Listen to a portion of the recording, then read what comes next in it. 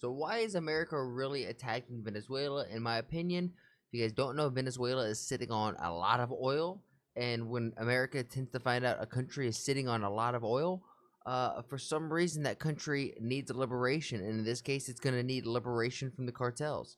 At least that's my guess. But let's actually find out. The Monroe Doctrine looks like it's still alive and well, as the US military deployed a fleet of warships and Marines surrounding the coast of Venezuela. The Pentagon's official messaging is that it's a mission to combat the drug cartels, but Venezuela's President Maduro says it's actually just a pretense for the US to pull off a regime change against him. We'll see how this is actually just the most recent spat in a decades-long string of escalations between these two nations. Okay. These two have gone from being best bros to being on this collision course in a relatively short period of time.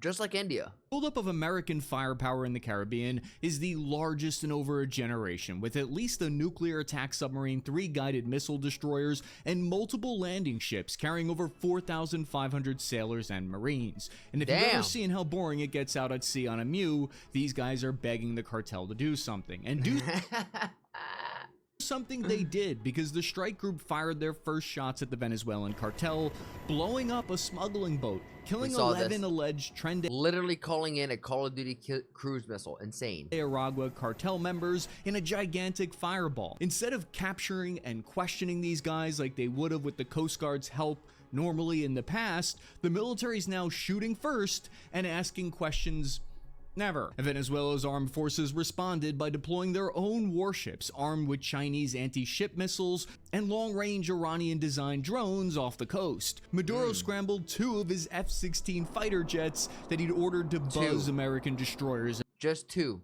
At low altitude. How did he get those? What's really happening here is Venezuela and the US are acting out a much older geopolitical drama that has its roots in the Monroe Doctrine over 200 years ago. And the story of how these two nations went from being best friends to worst adversaries helps explain what we're going to see next. Is this a ramp up to a US invasion, an attempt at regime change, or saber rattling? I'm your average infantryman, Chris Cappy. Let's find out.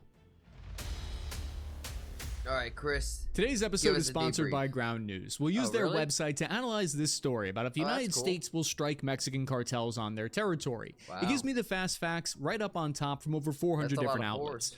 Ground News goes ahead and tells me which of the 10% of the sources are state-funded, which means they're getting paid by the government, which is something I need to know if they're possibly a straight-up mouthpiece of a nation.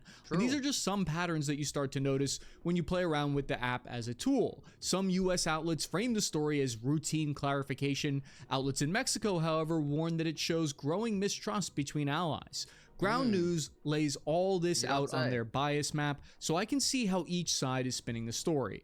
That's why Ground News has become my go-to tool for cutting through disinformation and misinformation. And because I believe in it so much, they're offering you guys 40% off this same Vantage plan that I use. Just click the link in the description or go to ground.news/Cappy or scan the QR code. It brings the price down to just $5 a month. If you want a better understanding of the world, give Ground News a shot. To understand why these U.S. warships are parked off Venezuela's coast, we have to start with its geopolitical importance. So Venezuela sits at one of the most strategic pieces of real estate in the Western Hemisphere, right near the vital shipping lanes to the Panama Canal. And beneath it all, they have the world's largest proven oil reserves, although it's heavy oil that's harder to refine. Venezuela is only about 1,000 miles away from Florida. Its close proximity and socialist ways are why it's being called the new Cuba of the Second Cold War. And as with all sequels, it's much bigger, with a population of 30 million people and a gigantic 350,000 square miles of territory. Its topography is made of dense jungles and mountains, which would make an invasion a real pain. Venezuela, that was some mean bush. They have over 500,000 combined active duty and reservists, a modern arsenal of Russian main battle tanks, fighter jets, and Iranian kamikaze drones within striking distance of America. But the irony is that not so long ago, this same geography made Venezuela America's strongest ally in all of Latin America. So what went so very wrong? Dictator Juan Gomez seizes power in 1908 and decides to open the doors wide up to U.S. oil companies. America has the industrial know-how to develop his nation's oil. Whoever would have thunk that? Untapped oil fields. Not me. Within just a generation, the U.S.-Venezuela partnership transforms the nation into the largest petroleum exporter in Latin America. It's a win-win. With their 50-50 split of profits, that makes the country flush with guap. They've got cold hard cash, and it's just in time for World War II. Venezuela fuels the Allied war machine. They provide 50% of all U.S. oil imports, becoming their single largest oil supplier. This is a huge strategic win for America because it only takes 3 days to ship oil from Venezuela compared to the 30 days that it takes to get oil in from the Middle East. I'm not saying I feel validated, but I feel pretty validated right now. The U.S. sends dozens of Sherman tanks and fighter aircraft as a sign of affection, but the military bromance between the two nations is just beginning to blossom. Because it's always funny too, because I've always said, if you're friends with America, that just means that you get the weapon catalog, and if you're friends with America, we expect you to buy things off that catalog. Sometimes we send you like little gifts, like, hey, did you know we got this expansion of the catalog? Oh yeah, here's a little taste of that. If you want more of it, just put a small little order in of $1 billion. Because in 1947, the two countries joined what's called the Rio Pact. It commits them to helping each other defend the Western Hemisphere against any outside attack like, communism. The Rio Pact is a lot like NATO, but for the Americas instead of Europe. It even has an Article 3 clause that states an attack on one is attack on all. At its height, everybody who's anybody in the Western Hemisphere is part of the Rio Pact. It's now the 1950s, and Venezuela tosses aside its form of dictatorship and authoritarian rule. They become a stable democracy with elections and all that good stuff. This puts them in even closer alignment with the United States government. In fact, Venezuela's friendship allows it to avoid all those brutal coups and military interventions that the U.S. conducts throughout Latin America in the Cold War. And this is only the beginning. These two nations' relations are on fire in the best way. Because in 1973, the Arab oil countries withhold oil from the United States. Venezuela steps in and helps out to reliably supply oil to America throughout that embargo. And things could not possibly get any better. Nothing could possibly go wrong. Then in 1976, things start to shift. Venezuela nationalizes the oil industry, which ends direct U.S. corporate control of its oil fields. So overnight, Exxon's forced to hand over control to the new Venezuelan state-owned oil company. Yikes. Now the relationship has started to shift because the United States is simply buying the oil from Venezuela instead of owning it, which means no, we can't have that. Means future Venezuelan leaders could use oil as a political weapon against Washington. But that was a problem to worry about in the future. All relations have their... Not now. Heaven forbid, no. Especially with a tariff-happy administration that we got. They would never use oil as leverage against us.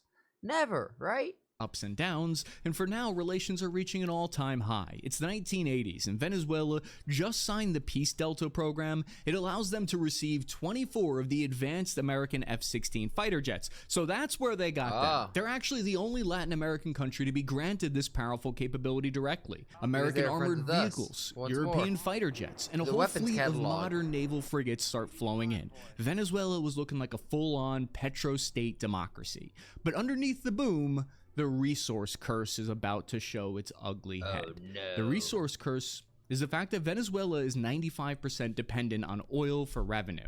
This is a major risk. It's a huge liability because in the mid-1980s, the price of oil collapses from $30 a barrel to under $10 a barrel. This wipes out government revenue overnight, and Venezuela's turned to the Western-led institution, the IMF, for help. The IMF is sort of like a payday loan company, but for countries. The $4.5 billion bailout comes with strict strings attached. This money comes with austerity measures, which means they have to cut back drastically on government spending. So if you're a citizen living in Venezuela, all you see is overnight the cost to fill up your gas tank rises by 100%. Many people lose their jobs, and social programs that people rely on are eliminated. This shock triggers days of riots by the people. The government, in response, deploys the army domestically to restore order. It's a horrible, chaotic scene. The Venezuelan soldiers open fire on crowds of people, and for 3 days, the capital of Caracas looks like a war zone. The brutal crackdown is called the Caracaso Massacre. It's seared into the public consciousness in Venezuela to this day. The effects were devastating. It was similar to like the Great Depression. don't be fooled. That can happen in your backyard, especially with all the tension with just the population, the government, whether that's here in America, Indonesia, Japan, I mean, all over the world. Don't be fooled if this doesn't happen in your backyard. Like, be aware, be safe. Among the young officers, though, ordered to deploy during this crackdown against their own people was a paratrooper named Hugo Chavez. He later says he never forgot what he saw, the government turning their rifles on their own citizens. 3 years later, he tries to overthrow the government with a coup. It fails. He's sent to prison. Chavez is later pardoned, and in 1998, he wins the presidency on a promise that he's going to return the nation's oil wealth to the people. Chavez institutes a form of socialism under his slogan of motherland, socialism, or death. Right during this time, a drug trafficking organization called Cartel of the Suns takes form as a network inside Venezuela's military and political elite, starting as low-ranking officers skimming profits off drug shipments that are passing into the United States. But this is where the... So you're telling me that the cartel is now separated from the government? Nah. It's just different faces and a different name to the cartel. U.S. relations with Venezuela take a serious turn for the worse. Chavez was openly hostile to the United States from the get-go because from his perspective, Washington had spent decades exploiting Venezuela's oil and toppling left-leaning governments across Latin America. Hugo Chavez says, quote, "The government brought soldiers from the interior like an invading army, as if they were the armed forces of the IMF, but the two nations are still forced to play nice with one another. The U.S. government is still reliant on Venezuela for about 1/6 of their oil imports, and Chavez continues selling oil to the United States because he needs that income." Absolutely. But on April 11, 2002, opposition groups stage a massive march in Caracas. Violence erupts, gunfire breaks out, dozens of people are killed with hundreds injured, and top military commanders who had been planning for this for months seize on the chaos, demanding Chavez's resignation. Chavez is arrested by the military, and moments later, the U.S. government... How it came full circle with him. Under the Bush administration quickly recognizes his replacement. But within 48 hours, Chavez is returned to power by loyalists and a public outcry supporting him. The Bush administration claims they had no credible information on the coup plot. However, years later, it's revealed the CIA had actually known weeks in advance. No, they would never. This CIA document here was later declassified, showing intel that they gathered that a coup was about to happen. Whether the CIA was directly involved or just turned a blind eye, either way, Chavez blames the United States for the coup against him. In 2005, the U.S. imposes a full arms embargo on Venezuela, making it impossible for Chavez to get the vital replacement parts that he needs to run his F-16 fighter jets. He turns to buying military equipment from Russia, including T-72 tanks, Su fighter jets, AK-103 rifles, and since 2008, Moscow has flown Tu-160 nuclear-capable long-range strategic bombers into Venezuela, staging them at their military air bases. And Russian warships have docked in Venezuelan ports, and advisors from Russia have trained Venezuelan forces on S-300 air defense systems that they have. Russian soldiers with Wagner patches have been seen on social media helping stop protests there. China builds radar stations monitoring U.S. fighter aircrafts and naval traffic. Well, that all escalated quickly. Venezuela has become the most hostile nation towards the United States in Latin America, but it hasn't fully crossed the line yet between these two. It can still be turned around and salvaged. No one said anything yet that they couldn't take back. Fellas, I can still save her. A month later, Chavez starts using the profits from American-bought oil to subsidize Cuba, Nicaragua, and 12 other nations. The petrocarbide program turns oil into diplomacy. It buys him allies, which in turn buys him votes at the UN. These votes are then used as a block against U.S. projects. U.S. agencies like the National Endowment for Democracy start to fight back. They send millions of dollars in funding to Venezuelan opposition groups and media outlets in an attempt to weaken Chavez's power or outright overthrow him. Chavez makes a move that won't allow that to happen. He abolishes presidential term limits in 2009. The country officially slides back into authoritarian rule. Relations between these two are now worse than estranged. We're in the middle of a full-blown messy divorce. Son, it's not your fault. Your mother just wants to see other communists. Now, when Chavez dies in 2013, Nicolas Maduro inherits the state and the hate for America. But it's the worst possible time for Maduro because the shale oil boom inside the United States makes importing oil from Venezuela no longer necessary. The United States becomes a net exporter of oil within a matter of a few short years, and Maduro loses almost all his leverage over the United States almost immediately. Between 2014 and 2016, oil drops from $100 a barrel to $30. This means nearly all of the Venezuelan government's income vanishes. Hyperinflation sets in, and the economy is in freefall. Maduro claims victory in the 2018 election, but international observers and much of the Venezuelan public reject it as fraudulent. The problem is, Maduro doesn't have the je ne sais quoi of Chavez. He doesn't have the popular support and love that Chavez did. And to make up for this, Maduro jails major opposition candidates. They escape into exile as well. And in 2019, didn't a head also appear, like somebody who was popular, like who's running against him? His head appear in the public town square? Or am I confusing that with another South America or South America Latin country? Indicts Maduro in U.S. courts as a narco drug trafficker and places a $10 million bounty on his head for his arrest. Wow. In response, Maduro leans even harder on America's enemies for support. He sells cheap oil to China, invites Iranian Quds Force operatives, which is like their version of the CIA, to establish the largest military drone production facility in all of Latin America on Venezuelan soil, pumping out armed Shahed-style attack drones, the same type that Russia's using against Ukraine.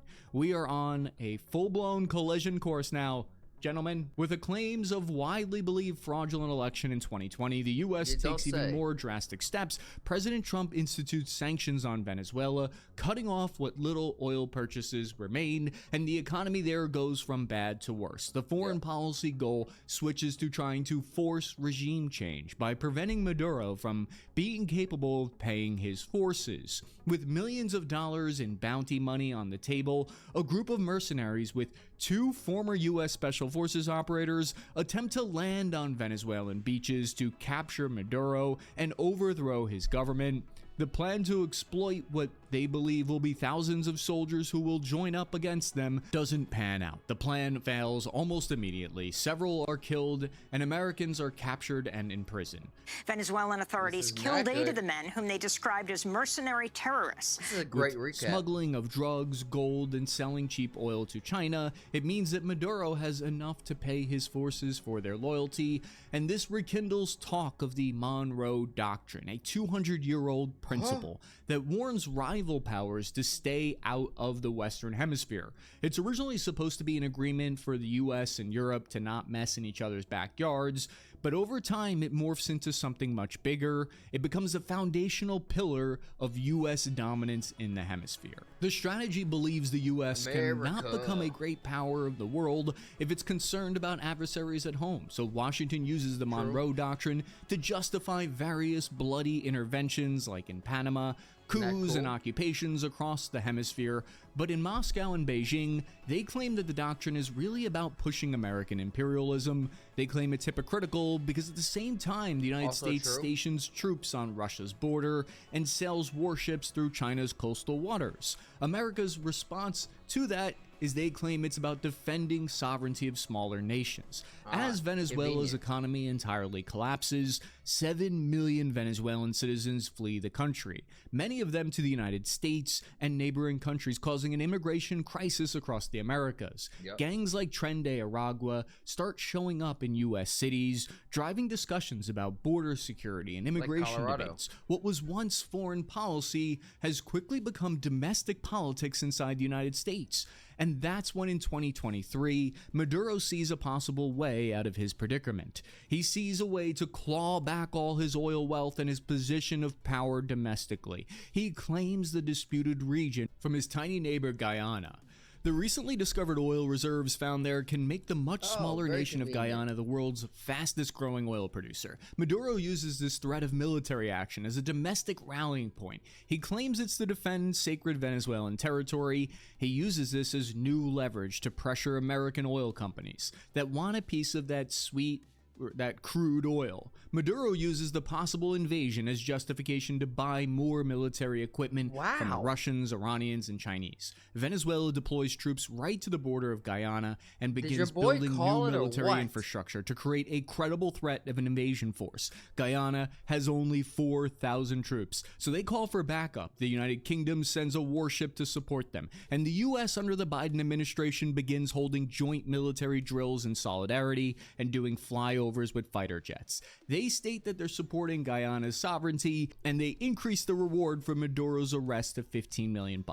Now that brings us to today and the most recent escalation. The U.S. government is once again applying maximum pressure campaign against Venezuela by first increasing that bounty to $50 million for Maduro's capture, and now with sanctions so far failing to create changes in the politics in Venezuela, the U.S. government is turning to an old strategy, also from the 19th century, like the Monroe Doctrine: gunboat diplomacy. They're attempting to use a naval force to pressure Maduro into compliance without outright declaring war.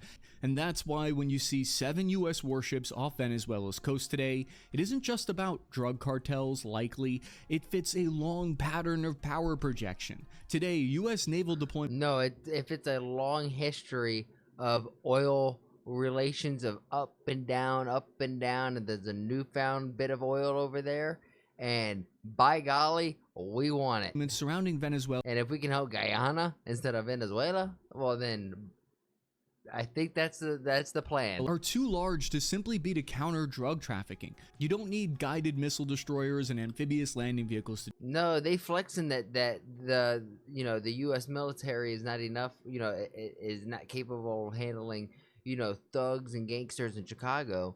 What are we gonna do with the armed forces of the cartel? Of course they're gonna blow the shit out of them to do that. But the strike force is also too small for a full-blown invasion, which would require an aircraft carrier and many times more troops. Instead, the fleet of warships is exactly the right size to project power and put pressure on Maduro by forcing him to pay money, millions of dollars, to mobilize hundreds of thousands of people and equipment and troops, funds that, as we just learned, his nation does not have. It puts his forces into an alert status and forces him to react. He then went on to claim to have mobilized 4.5 million armed citizens and is threatening to call up a full republic in arms, which would be a tremendous sap on his resources. If this pressure were to be sustained, it could lead to a coup against him, or at the least a thorn in his side. This wouldn't be the first time this has been done. In 1964, the U.S. executed Operation Brother Sam by sending an aircraft carrier and destroyers to Brazil in coordination with a coup against their president, who was unfriendly to the United States. The Brazilian president fled, and the generals friendly to the U.S. seized power. U.S. officials weren't going to allow another Cuba to take root in South America then, and they likely aren't going to allow it today. In gunboat diplomacy, it isn't always about regime change. See how he talks about how they allow it? Like, man, there just seems to be so many problems domestically at the internally that we need to solve. Granted, this deals with oil, and oil funds the economy in a lot of different ways, so we kind of need to get a handle on that. But man, I guess all is fair in love and war. It can be for compliance, to negotiate a deal that involves oil sales to the United States instead of to China, or the removal of Russian and Iranian military infrastructure inside Venezuela. It's likely an attempt to get Latin American governments to take a stronger stance against drug cartels, which Maduro is already claiming to do with the deployment of 15,000 troops to the border with Colombia. I really doubt that. I have a funny feeling the cartel is interwoven with the government of Venezuela. In fact, I think it's probably on their payroll. Whatever the end goal is, the deployment follows a clear historical trend in the Americas. When the U.S. is unable to overthrow a government, like in Cuba, they instead turn to isolating that government economically and running them dry.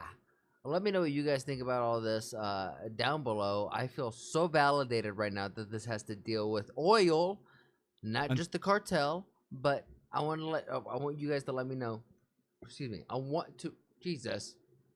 Let me know what you guys think about this. If make sure you share this with your friends so they can lose some brain cells too, because I'm actively losing them as I'm recording this. And if you would, I challenge you guys to make somebody laugh today. I'll see you guys in the next one. Peace.